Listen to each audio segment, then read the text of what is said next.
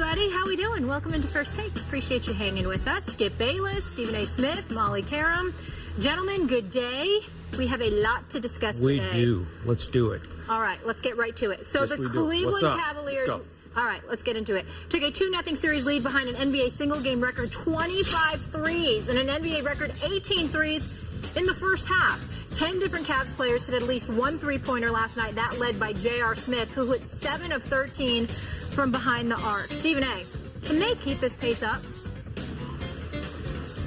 No, they cannot. They don't shoot that well. I mean, they're a good shooting team. There's no question about it. But 25 three-pointers is 25 three-pointers. You're not going to have that on too many occasions. They deserve a lot of credit for what they did against Atlanta last night. Atlanta clearly appeared overwhelmed. They got annihilated, embarrassed in every way that you can imagine. It was pretty bad watching them go up against Cleveland. They clearly appear to be overmatched. As a result, again, they might be on the verge of being swept, even though I'll still give them enough respect to say it's possible they can steal a game on their home floor for the home crowd. But this series is over in 5 at the latest, a possible sweep. And it's simply because LeBron James and what he can do on a basketball court, the fact that he has the kind of presence that forces you to pay so much attention to him. He's in a way, he's got the ability to create open shots for other people. Kevin Love is playing well. J.R. Smith always seems to be on fire whenever he goes up against the Atlanta Hawks. And, of course, Kyrie Irving is doing his thing as well. I don't think that they could hit 25 three-pointers as a record for a reason, because it just simply does not happen. So I don't expect them to be able to duplicate this kind of performance. But it doesn't negate the fact that they deserve a boatload of credit for accomplishing what they accomplished. No question about that. So, Stephen A., would you agree with me? We're seeing a very different, new-look Cleveland Cavaliers.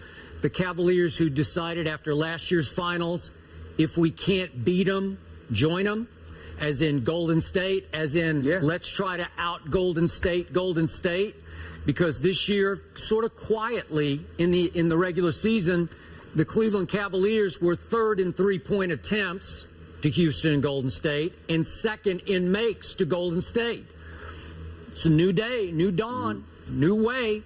And, go ahead. Well, you can look at it that way. I wouldn't say that about their three-point shooting, even though it's up significantly. What I would say to you, Skip, is this. Tyronn Lue told me the day he got off the job and he sat down with me for an interview, he said the objective is to up the tempo, increase the pace, because by doing so, it's going to create open shots for Kyrie and Kevin Love. By virtue of them getting additional open shots and you now having to be incredibly concerned about the big three, it's opening up more shots for the J.R. Smiths of the world and others. And as a result, it's just a residual impact that ultimately guys are able to feed off of the fact that you now are playing at a faster pace. And that's what help matters. That's what Tyronn Lue was aiming for all along. But let me throw a number at you. I didn't realize this until this morning when it sank into me just how hot they have been from 3 through their first 6 playoff games. The previous record in the NBA history of the playoffs for the first 6 games of a playoffs was 73-point makes, 7-0 makes. As of right now, Cleveland has 97.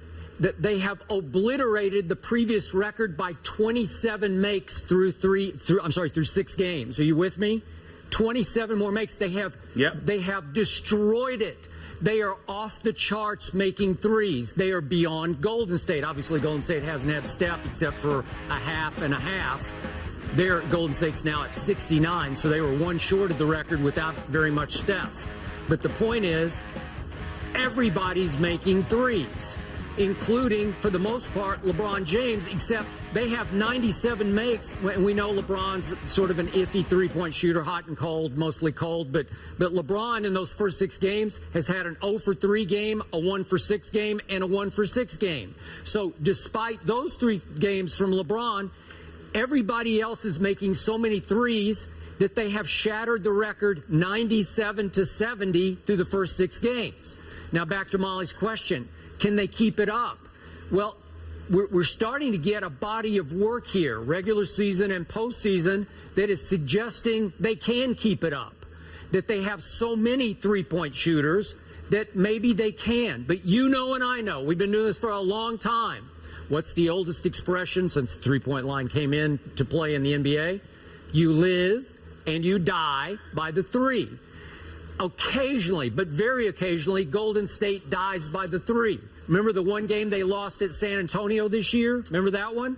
2 for 19 were a combined Steph and Clay from three. So if you go 2 for 19, those two, I got a shot. My Spurs got a shot. Now, how often is that going to happen? Rarely, if ever. But that was the rare night, and my guys won a game at home, barely, even when they were shooting 2 for 19. So my point is, at some point in the playoffs, and it might be a key game, all these guys will be a little bit cold, and they will get a lot frustrated, and then can you overcome it by making twos? Well, I think this team is so loaded, especially against Eastern Conference talent and opposition, that, yeah, they can overcome it. But the key is, remember how hard you got on J.R. Smith last year in the finals? Remember how he disappeared and you were doing APB for J.R.? This team sort of goes as he goes, by like he's the fire starter to me.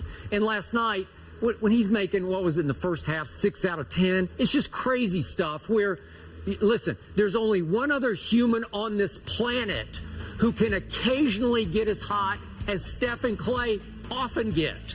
They're often hot, like crazy hot. JR can get as hot as they get, but it's not as consistent. It's not as routine. So what about that night when JR goes 1 for 12 and the rest of the team can't feed off him? Then we find out what this team is made of from 2-point range, and I'm pretty sure they're pretty good. But that's what's going to happen here, because you can get a little too dependent. As you well know, you can fall in love with the three, and it can fall out of love with you for no apparent reason. You just suddenly can't, you just go cold for psychological reasons you can't really explain. It'll be interesting to see what happens when that happens, and it well could be Game 3 at Atlanta. Often after these kind of outbursts, you come out, you miss your first two, and everybody says, uh-oh, we don't got it tonight. You know, like it left us, whatever that feeling was.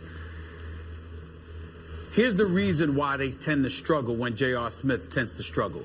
Because he's out there to shoot the basketball. And I don't care if he's 0 for 10 or 10 for 10. The ball is going up an 11th time. That's who he is. I mean, he's going to shoot the basketball. And so it's incredibly beneficial to them when he's making those shots, because then you can't ignore him and it opens things up for everybody else. But when he's missing them, it's a problem. And the one thing that I've got on JR about, and I'm glad he's made an effort to rectify it, is that he is not just a shooter. J.R. Smith can play. It's all right to put the ball on the floor sometimes. It's all right to go to the hole and potentially get fouled, because he could go to the free throw line and make free throws. And it's something that he needs to do. Unfortunately, he's the kind of person that when he's missing his shots, he gets so demoralized that his entire game case in the past. The way he was hitting shots last night, Cleveland could beat Golden State. The problem is, I agree, in a 7-game series, you can rely on J.R. Smith to do it once or twice. You can't rely on him to do it 3 or 4 times or 5 times or anything like that. That's not who he is. He's a model of inconsistency in that regard. And as a result, they have the weapons to offset that this time, whereas last year, due to injuries, they didn't have that. So it makes it for a very compelling and interesting matchup in the event that they meet Golden State.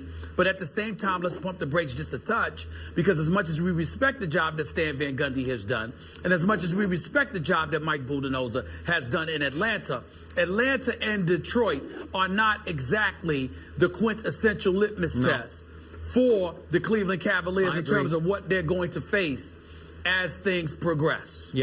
Okay, but I do like their broader array of shooters, as you point out, than they had last year. Their key addition, trade deadline addition, Channing Frye, he only made 1 last night. He's capable, as you well know, of making 5 or 6 in any big game. And he's a pretty big game shooter occasionally. And then, obviously, Kyrie can make them, Love can make them, Delly can make them. Delly will make a few big threes for you. So you have an array of snipers with the single best in-and-out passer in the game in LeBron James. There's nobody better at seeing the floor, driving it, and dishing it cross-court than LeBron James, to me. He gets them in three-point rhythm. There's no better team. I don't see anybody, and I give Ty Lue a lot of credit for this, Stephen A. They are really good at penetrating and spacing and finding the open shooter on the fly. They're the best at it. San Antonio used to be the best, but they don't do that anymore. They've changed, as you well know, to a two-point shooting Finding the open team. shooter on the fly? Yeah, on driving and Finding dishing. the open shooter on the fly? Yeah. I don't know if they're better than Golden State at that. I'm not sure about that. No, because they're all spot ups. I don't know about that one. No, Steph is creating on his own. They're creating on their own. I'm talking about driving it in and kicking it. Nobody does it better than LeBron's team. I know exactly what you're talking classic. about. Well, I'm just saying, I think well, nobody's better than LeBron at it. Yeah. But but collectively speaking, I think Golden State, whether it's a Clay 1 minute, a Green the next, an Iguodala the next, a Steph Curry the next, I think collectively they're better at Cleveland than Cleveland at that. Yeah, but to me, LeBron is the best. When they're at their best, Steph's just creating off the dribble, shooting threes, just bringing it up, shooting threes. That's where they're lethal to me. Yeah, that's true. And Cleveland can't do that. Right. Nobody can do that. All right. All right. So after the game.